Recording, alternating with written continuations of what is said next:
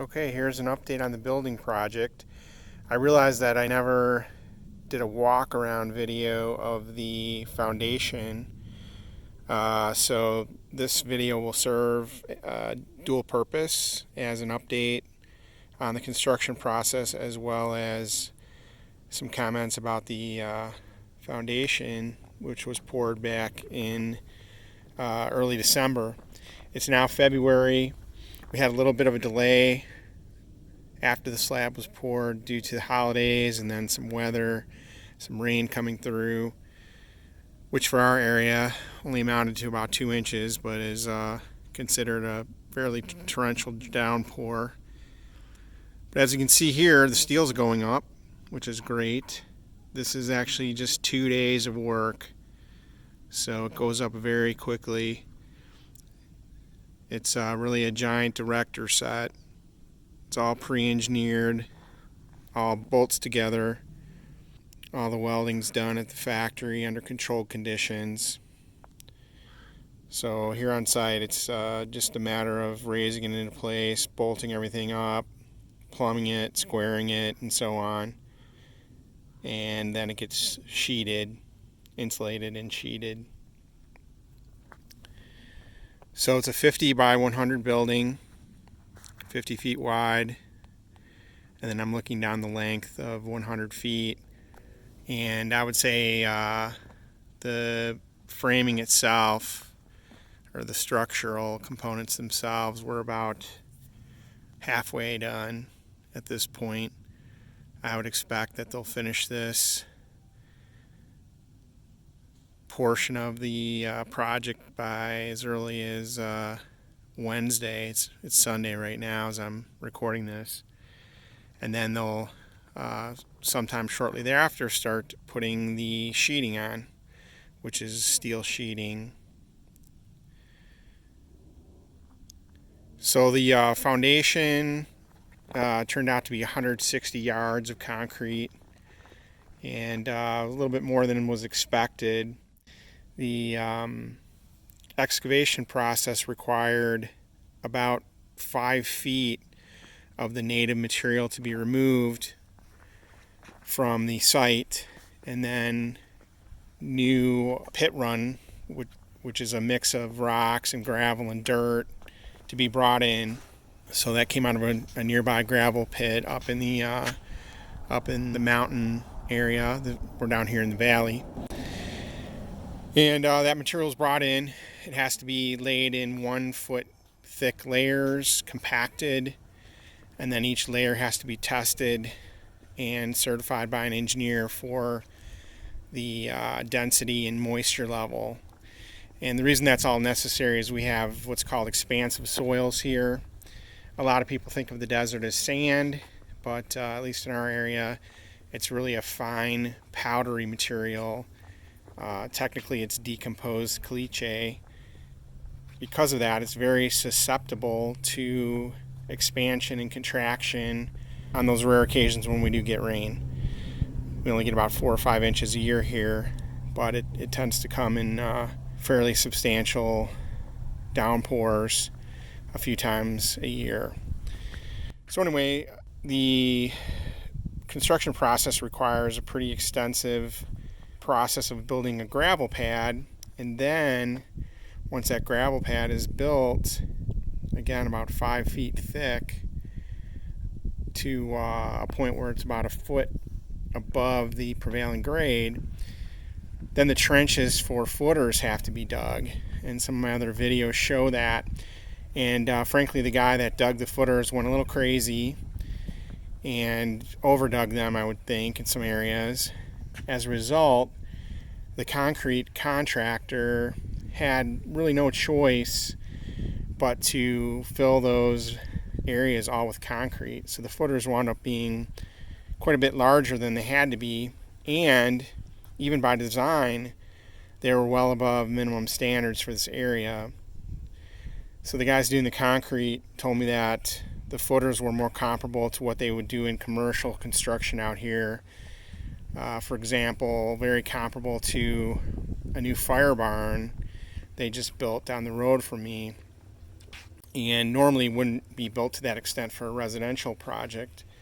So the engineer kind of did a little overkill on the design, and then because of the guy who dug the footers with the excavator out here went a little crazy, we wound up with a lot of extra concrete and rebar in the project. So it's definitely built to last, that's for certain, and it will undoubtedly outlive me.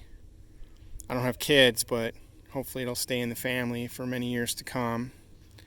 But that all remains to be seen, and not really my problem because I won't be around to worry about it. So the building is 16 foot tall at the side walls and end walls. Again, 50 by 100 feet, which is easy math for 5,000 square feet. And it's going to be half residential, so about 2,500, well, not about 2,500, exactly 2,500 square feet as residential. And the other 2,500 feet is going to be shop. And I chose this, I went with the 16-foot sidewalls because I'm going to put a 2-post lift in the building, in the garage, obviously. And I had a footer poured just for the lift. So the concrete itself is a minimum of 4 inches thick, and it's 4,000 psi concrete. And then I have a 4-foot by 12-foot footer, approximately 18 inches deep, with rebar for the 2-post lift, and that's about in this area here. I'll be able to locate it by measurements once we're ready to install the lift. It's not marked in any way here, but it's definitely there. So well above minimum standards for installation of a 2-post lift, so I don't expect any issues there. I haven't purchased the lift yet, but probably pull the trigger on that here in a few months. It's going to take a while to get the residential portion finished, and we'll be doing that in 2 phases. So phase 1 is basically a 600 square foot apartment that will run the width of the building at about the 50-foot mark. So we'll build that immediately, and that'll be a large bedroom, a kitchen / laundry room combo, and a full bath. And then at some point in the future we'll build phase 2, but given the fact that lumber prices are pretty insane, and this is really just being used on a part-time basis for the next couple of years, we didn't see the need to do the complete build out at this time. So it worked to our advantage to do it in 2 phases. So once that residential portion's built, then I can get here into the shop and I can grind the concrete floor, finish it.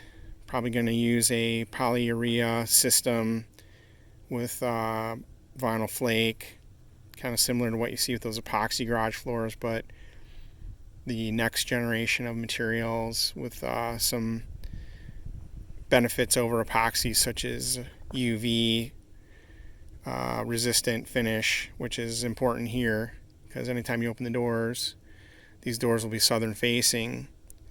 We'll definitely have a buttload of sunshine blazing in because we have about 325 days a year of full sun.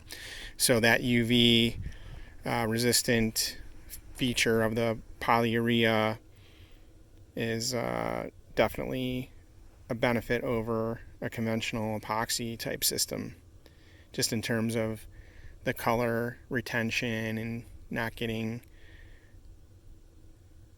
yellowed or faded coloration on the floor, because after all, you're paying some good money to put color on your floor and you want it to stand the test of time.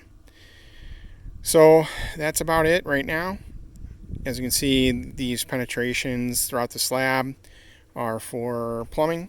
So this is some plumbing, two drains and a toilet drain here for a bathroom, and also laundry machines on the other side of the wall. Down there we have the kitchen plumbing and so on. So that's it for now, and we'll keep you updated on the progress of this project, which has been a long time in coming. And looks like we're on target to have it completed with a certificate of occupancy for that 600 square foot apartment probably by July, hopefully by July.